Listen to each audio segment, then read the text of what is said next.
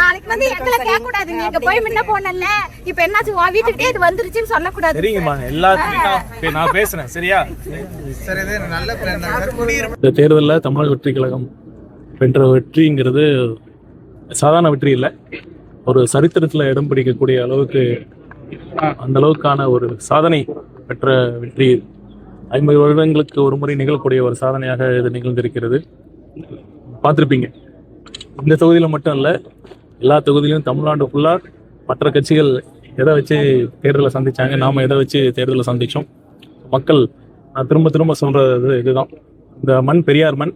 இந்த பெரியாரின் கொள்கையான பகுத்தறிவு, இந்த பகுத்தறிவோடு சிந்தித்து மக்கள் தலைவர் அவர்களை, தமிழ் வெற்றி கழகத்தை தேர்ந்தெடுத்திருக்கிறார்கள். அவர்களுக்கு மனப்பூர்வமான நன்றிகள். இப்போ திருச்செங்கோட்டில் பார்த்தீங்கன்னா இன்னைக்கு அதிகாரிகள்லாம் வந்திருந்தாங்க, அவங்களோட கலந்து பேசியிருந்தோம். இந்த அரசோட ப்ரையாரிட்டிஸ் என்னென்ன இருக்குது அப்படிங்கிறது நான் எடுத்து சொன்னேன். முதலமைச்சர் நம்ம மக்கள் எந்த அளவுக்கு எதிர்பார்க்குறாங்க அப்படிங்கிறத அதிகாரிகள்லாம் சொன்னேன். அப்புறம் இந்த கூட்டுப்பள்ளி ஏரி, நான் தேர்தலுக்கு முன்னாடியே பார்த்தீங்கன்னா நான் என்னோட திருச்செங்கோடு தொகுதிக்கான அறிக்கையில் திருச்செங்கோடு தொகுதியில் உள்ள ஏரிகள் சீரமைக்கப்படும் அப்படிங்கிற சொல்லியிருந்தோம். 3 ஏரிகளில் நாங்கள் தேர்தலுக்கு முன்னாடி ஆய்வு செஞ்சு அதோட அந்த நீரை டெஸ்ட் லேபுக்கு அமைச்சிருந்தோம். முதல்ல ஒரு பைலட் பேசிஸில் இந்த கூட்டுப்பள்ளி ஏரியை தேர்வு செஞ்சு இந்த ஏரியை சுத்திகரிக்கலாம் அப்படிங்கிற மாதிரி தான் நாங்கள் இங்கே வந்து ஆய்வு செஞ்சுருக்கோம். பார்த்தீங்கன்னா கூட்டுப்பள்ளி ஏரியோட பாதி ஏரியை வந்து கிட்டத்தட்ட ஒரு 20-25 அடிக்கு குப்பைகள் கொட்டப்பட்டிருக்கு. அது ஒரு பக்கம் அந்த பயோமைனிங் முறையில் அந்த குப்பைகளை அகற்றுறதுக்கான பணிகள் மேற்கொள்ளப்படும். அதே பேரலாக இந்த பக்கம் இன்னொரு பகுதியில் இருக்கிற ஏரி தண்ணீரை வந்து சுத்திகரிக்கிறதுக்கான நடவடிக்கை நிமல் ராகவன் உங்களுக்கு நல்லா தெரியும். நிமல் கிட்டத்தட்ட ஒரு 300 ஏரிகளை அவர் சீரமைச்சிருக்காரு.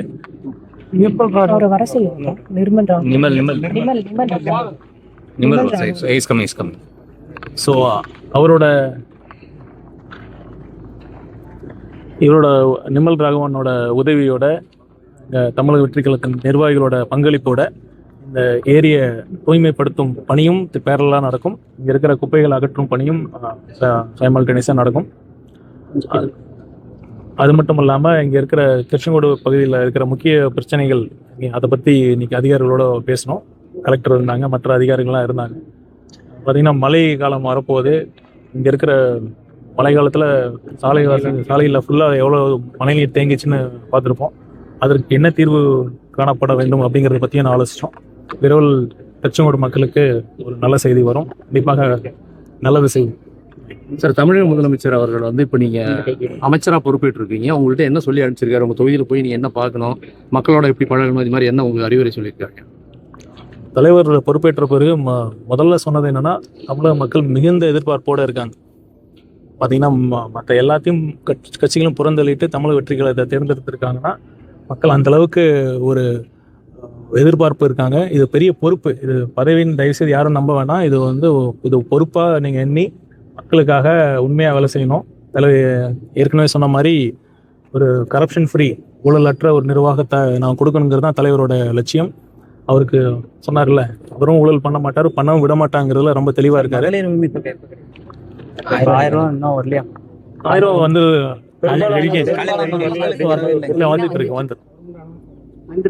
வந்துடும். குதிரை பேரம் நடந்ததா சொல்லி அமமுக பொதுச் செயலாளரும் குற்றம் சொல்லியிருக்கிறாரு, அதிமுக பொதுச் செயலாளரும் குற்றம் சொல்லியிருக்கிறாரு, எதிர்கட்சி தலைவர் உதயநிதியும் குற்றம் சொல்லியிருக்கிறாரு. அது எப்படி பாக்குறீங்க? எங்களுக்கு இந்த தமிழக வெற்றி கழகத்திற்கு கிடைத்த ஆதரவு இருக்கு பாருங்க. கம்யூனிஸ்ட் கட்சி, IUML, விடுதலை சிறுத்தைகள் கொள்கை ரீதியாக எங்களுக்கு ஆதரவு கொடுத்துருக்காங்க. மதசார்பற்ற சமூக நீதியை கொண்ட நம்ம கட்சி தமிழக வெற்றி கழகம். இதன் அடிப்படையில் தான் இந்த கட்சிகள் எங்கள் கட்சிக்கு ஆதரவு கொடுத்துருக்காங்க. குதிரை பேரங்கிற பேச்சுக்கே இடம் இல்லை, அதுக்கான தேவையும் இல்லை. பார்த்தீங்கன்னா இந்த மக்களோட தீர்ப்பு ரொம்ப தெளிவாக இருக்குது. மற்ற ஆட்சிகள் வேண்டாம், மற்ற கட்சிகள் வேண்டாம், தமிழக வெற்றி கழகத்தின் தலைவர் முதலமைச்சராக வர வேண்டும் என்ற தீர்ப்பு தான் இந்த 2026 தீர்ப்பு. இந்த தீர்ப்பை அந்த மக்கள் தீர்ப்பை மதித்து தான் அந்த கட்சிகள் ஆதரவு கொடுத்துருக்காங்க. அதற்கான அவசியம் இல்லை. கண்டிப்பாக எங்கள் தலைவர் அதுக்கு அனுமதிக்கவே மாட்டார். முன்னாள் அமைச்சர்கள் வந்து தாவேகாவுக்கு ஆதரவு தெரிவித்திருக்காங்க. அதிமுக பொதுச் செயலாளரை நீங்க அவர் இல்லத்துல சென்று சந்திச்சதா ஒரு தகவல் வெளியா இருக்கு. அது என்ன சந்திப்பு அப்படிங்கிறது? ஊடகங்கள் ஒரு செய்தியை வெளியிடும் போது அது உண்மைத்தன்மை இருக்கான்னு செக் பண்ணியாச்சும் வெளியிடணும். நான் அந்த பக்கமாக அந்த அரசு பங்களா ஆய்வு செய்ய போயிருந்தேன். எந்த அளவுக்கு ஊடகத்திற்கும் ஒரு பொறுப்பு இருக்கு. இப்போ நீங்கள் அரசியல் கட்சிகளை எங்களை கேட்குறீங்க, அரசை நோக்கி கேள்வி கேட்குறீங்க. ஜனநாயகத்தின் 4 தூண்களில் ஊடகமும் ஒன்று. அதனால் தயவு செய்து நான் என்ன கேட்டுக்கிறேன்னா, ஒரு செய்தியை வெளியிடும் பொழுது அதில் உண்மைத்தன்மை இருக்காங்கிறது தெரிஞ்சுட்டு வெளியிடணுங்கிறத கேட்டுக்கிறேன். இப்போ உதயநிதி வந்து இப்போ முதல்வர் முன்னாடி சோஃபா போகுது, பின்னாடியே முதல்வர் போறாரு அப்படின்றாரு. அந்த குற்றச்சாட்டு நீங்க என்ன பதில்? யார் எதை பற்றி பேசுறது? இந்த தேர்தலில் என்ன பண்ணாங்கன்னு உங்களுக்கே தெரியும். நான் திரும்ப சொல்கிறோமா, இந்த தொகுதியில் ஒவ்வொரு தொகுதியிலும் எவ்வளோ இது பண்ணாங்கன்னு. கண்டிப்பாக அதில் அந்த ஒரு சொல்கிற மாதிரி குற்றச்சாட்டுகள்லாம் முற்றிலும் தவறானது, தேவையற்றது. இந்த நேரத்தில் ஒன்று சொல்லிக்கிறேன். பார்த்தீங்கன்னா வெற்றி தோல்விங்கிறது இயல்பு தான். தோல்வியிலிருந்து பாடம் கற்றுக்கிட்டா அந்த கட்சிக்கு நல்லது. இதுவும் கீழே விழுந்தாலும் மீசையில் மண் ஓட்டலைங்கிற கதையாக இத்தனை சதவீதம் ஓட்டு வாங்கியிருக்காங்க, இத்தனை சதவீதம் மக்கள் வாக்களிக்கவில்லை அப்படின்னா, இதுக்கு முன்னாடி நடந்த திமுக ஆட்சியில் 100% திமுகவுக்கு மக்கள் வாக்களித்தாங்களா என்ன? இந்திய ஜனநாயக முறை first past the post system. அந்த சிஸ்டம், அந்த ஸ்கீமின் அடிப்படையில் தான் இவ்வளோ நாள் தேர்தலில் நடந்துச்சு. அதன் அடிப்படையில் தான் திமுகவும் இத்தனை வருஷம் ஆட்சி பண்ணாங்க. அதை விட்டுட்டு இந்த மாதிரி சிறுபுலத்தனமாக பேசிகிட்டு இருக்காரு. இதுலேருந்து ஒன்று நல்லா தெரியுது, அவங்க மக்கள் தீர்ப்பை அவங்க மதிக்கலை. அவங்க தவற என்ன பண்ணாங்க, ஏன் மக்கள் அவங்களுக்கு இந்த தீர்ப்பை வழங்கினாங்கிறது அவங்க புரிஞ்சிக்கல. ஒரு விதத்தில் பார்த்தா நல்லதுதான், அவங்க இப்படியே இருக்கட்டும். மக்கள் அவங்க கண்டிப்பாக அடுத்த தேர்தலும் அவங்களுக்கு ஓட்டு போறதில்லை. சார், மத்திய அரசு இழுத்து தான் சென்ற இலாக்காக்கள் ஒன்றும் அறிவிக்கப்படாமல் இருக்கு, விரைவில் அறிவிக்கும். இதுல அதிமுக அமைச்சர்கள், முன்னாள் அமைச்சர்கள் இடம்பெற வாய்ப்பு இருக்கான்னு ஒரு சந்தேகம் மக்கள் மனதில் இருக்கு. ஒதுக்கப்படுவோம். வேலுமணி, CV சண்முகம் போன்றவர்களுக்கு முக்கிய இலாக்காக்கள் ஒதுக்கப்படும் ஒரு இதை பற்றிய முடிவு முதலமைச்சர் எடுப்பார். சார், சென்ற திமுக ஆட்சி மத்திய அரசோடு எதிர்நிலைப்பாடோட ஆட்சி நடத்தினாங்க. இப்போ நீங்க வந்திருக்கிற தாவேகா மத்திய அரசோடு எப்படி நீங்க இணக்கமா போவீங்க? நிதி உதவி எல்லாம் வாங்கணும், மக்களுக்கான சேவைகளை எல்லாம் நிதி நிறைய தான் செய்ய முடியும். நீங்க எப்படி பாக்குறீங்க? எதிர்க்கணுங்கிறதுக்காக எதிர்க்க வேண்டிய அவசியம் இல்லைங்க. இப்போ கொள்கை ரீதியான மாநில உரிமைகள் சார்ந்த ஒரு எந்த முடிவாக இருந்தாலும் மாநில உரிமைக்காக தமிழக வெற்றி கழகம் முதல் கட்சியாக குரல் கொடுக்கும், போராடும். அதை தவிர இந்தியா ஒரு கூட்டாட்சி நாடு, இட்ஸ் அ ஃபெடரல் ஸ்டேட். அதனால் இது மாநில உரிமை சார்ந்தது. இந்த நிதியை நாங்கள் ஒரு இணக்கமான சூழ்நிலையில் தான் நாங்கள் அணுகுவோம். we want to cooperate with the union government. At the same time, we want to firmly assert the rights of the states. இப்ப தாவேகாவில் முன்னாள் மாற்றுக் கட்சியினர் இப்ப இணையறாங்க. இப்ப இருக்கக்கூடிய நிர்வாகிகளுக்கு முக்கியத்துவம் அளிக்கப்படுமா, இல்ல மாற்றுக் கட்சியிலிருந்து சேரக்கூடிய நிர்வாகிகளுக்கு முக்கியத்துவம் அளிக்கப்படுமா? இப்ப இருக்கிற நிர்வாகிகள் முக்கியத்துவம் அளிக்கப்படாது அப்படிங்கிற மாதிரி ஒரு எண்ணத்தில் இருக்கிறாங்க. எப்படி பாக்குறீங்க? இந்த மாதிரிலாம் கண்டிப்பா அந்த சூழல் வராது. தலைவர் அவர்களும் சரி, பொதுச் செயலாளர் அவர்களும் சரி, ஆரம்பத்திலிருந்து சொல்ற விஷயம் என்னன்னா, இவ்வளவு நாள் உழைத்த நிர்வாகிகளுக்கு கண்டிப்பாக உரிய அங்கீகாரம் கொடுக்கப்படும். நீட் தேர்வு இது மறுபடியும் எழுதணும்னு சொல்லிட்டாங்க. ஏற்கனவே நீட் தேர்வு ரத்து பண்ணிருக்கு. இப்போ அதனால இங்க இருக்கக்கூடிய மாணவர்கள் சிரமப்படுவாங்க. கண்டிப்பா அதான் எங்க தமிழக வெற்றி கழகத்தின் நிலைப்பாடு என்னன்னா, இந்த மாதிரி ஒரு நாடு ஃபுல்லா ஒரு தேர்வு முறை ஏற்புடையதே இல்லை. ஏன் ஒரு நாடு ஃபுல்லாக இத்தனை லட்சம் மாணவர்கள் எழுதக்கூடிய ஒரு தேர்வில் இவ்வளோ லட்சம் கொஸ்டின் பேப்பர்ஸ்லாம் இருக்கிறப்ப கண்டிப்பாக ஏதோ ஒரு இடத்துல இந்த மாதிரி லீக் ஆகிறதுக்கான பாசிபிலிட்டிஸ் இருக்க தான் செய்யுது. இது கல்வி, மருத்துவம் மாநில பட்டியலில் வரணும். அதுதான் தமிழக வெற்றி கழகத்தின் கொள்கை முடிவு. அதற்காக தான் நாங்கள் போராடுவோம். இந்த நீட் மாதிரி தேர்வுகள் தேவையில்லை என்பதுதான் தமிழக வெற்றி கழகம். சார், இப்போ 2 வருஷம் முன்னாடி பார்த்தோம்னா முதல்வர் பார்த்தோம்னா நீட் தேர்வு நான் வரவேற்குன்னு சொல்லியிருந்தாரு. யாரு? விஜய். எப்போ சொன்னாரு? ஒரு பொது நிகழ்ச்சியில் சொல்லியிருந்தாரு.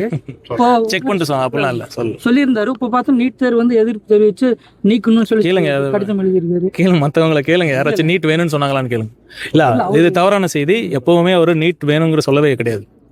போன ஆட்சி நீட் தேர்வுக்கான ரகசியம் எங்களுக்கு தெரியும். நாங்கள் நீட் தேர்வை விடமாட்டோம்னு சொல்லிட்டு அவங்க வெளிநாடு அனுப்பி அந்த ஒரு 15-20 குழந்தைங்களை படிக்க வச்சு டாக்டராக்கி இங்கே கொண்டு வராங்க. அந்த மாதிரி ஏதாவது வெளிநாட்டுக்கா? ஆமாம், US மாதிரி அனுப்பி அங்கிருந்து டாக்டர் பட்டம் அந்த டாக்டர் படிக்க வச்சு இங்கே கூட்டு வந்த மாதிரி. இங்கே படிக்க முடியாத மாணவிகள்லாம் அங்கே வெளிநாடு அனுப்பி படிக்க இதுல நாடுகளுக்கு படிக்க அனுப்பிச்சாங்க. இப்ப நீட் தேர்வுக்கான நடவடிக்கை இந்த அரசு ஏதாவது எடுக்குமா இல்ல இந்த இந்த மாதிரி இதே மாதிரியான வெளிநாடுகளுக்கு போகக்கூடிய வாய்ப்புகள் தான் இருக்குமா? நாங்கள் நீட்டை ஆரம்பத்துலேருந்து எதிர்த்துக்கிட்டு தான் இருக்கோம். பார்ப்போம், விரைவில் இதற்கான சட்டப்பூர்வமான என்னென்ன ஆக்ஷன்ஸ் பண்ணுவோமோ அதுவும் பண்ணுவோம். அந்த இடைப்பட்ட காலத்தில் நாங்கள் என்ன கேட்டிருக்கோம்னா, தமிழக வெற்றி கழகம் மருத்துவம் ஒரு தனியான ஸ்பெஷல் கன்கரண்ட் லிஸ்ட்டில் கொண்டு வரணும். இது மாநிலமே இது மாநில உரிமை சார்ந்தது. இது மாநிலம் மருத்துவ நுழைவுத் தேர்வு அட்மிஷன்லாம் மாநிலமே பண்ணணுங்கிறது தான் எங்கள் நிலைப்பாடு. இதற்காக தொடர்ந்து போராடுவோம். அதிமுக அமைச்சர்கள் அமைச்சரவை பட்டியலில் வரதுக்கான வாய்ப்புகள் அதிகம் இருக்கா? முதலமைச்சர் இதை பற்றி இந்த முடிவை அவர் தான் எடுப்பார். உரிய நேரத்தில் அதற்கான விடை கிடைக்கும். சார், ஒரு நிறைவான கேள்வி சார். இப்போ தமிழக முதல்வர் வந்து அனைத்து கட்சி பிரமுகர்கள், கூட்டணி கட்சியினர், எதிர்கட்சியினர் எல்லாத்தையும் பார்த்து பொன்னாடை அணிவித்து அவங்ககிட்ட வாழ்த்து பெற்றாரு. நீங்கள் அந்த மாதிரி இங்கே நாமக்கல் மாவட்டத்தில் 6 சட்டமன்ற தொகுதிகளையும் என்ன மாதிரி உங்களுடைய செயல்பாடு? இல்லை, நான் திருச்செங்கோடு சட்டமன்ற தொகுதியில் போட்டியிட்ட வேட்பாளர்கள் அவர்களை சந்தித்து வாழ்த்து பெற நேரம் கேட்டிருக்கேன். அவங்கள சந்திப்பேன். தவேக தலைவர் எடப்பாடி பழனிசாமி இதுவரையிலும் சந்திக்கல. அதுல ஏதாவது இல்லை சந்திப்பு வேறுபாடுகள் ஏதாவது இருக்கா? இல்லை சந்திப்பார். அதுக்கான உரிய நேரத்தில் கண்டிப்பாக சந்திப்பார். தேங்க்யூ. நன்றி. வரல.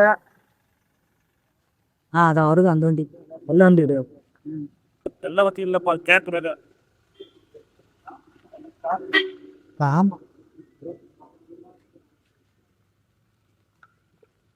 முன்னர் தானே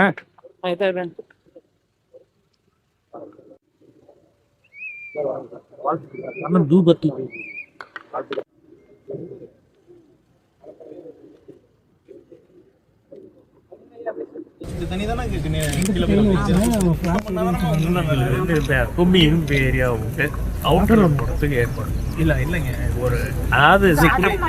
ஹவுசிங் போர்டு சட்டப்படி 500 மீட்டருக்கு அந்த பக்கம் தான் இருக்குன்னு சொல்லி போட்டோம்.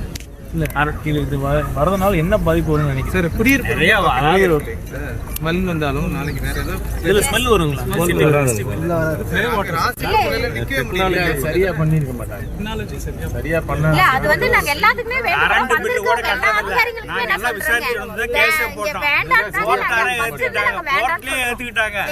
நீங்க என்ன சரியா பண்ணல? சரி, எப்படி நீங்க சரியா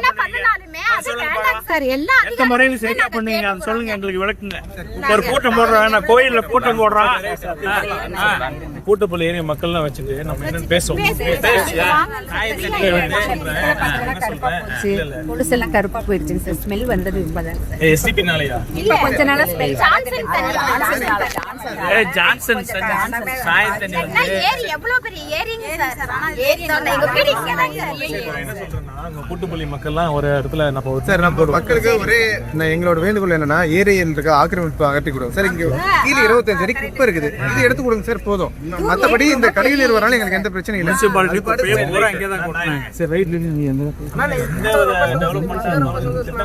மக்களுக்காக தான்.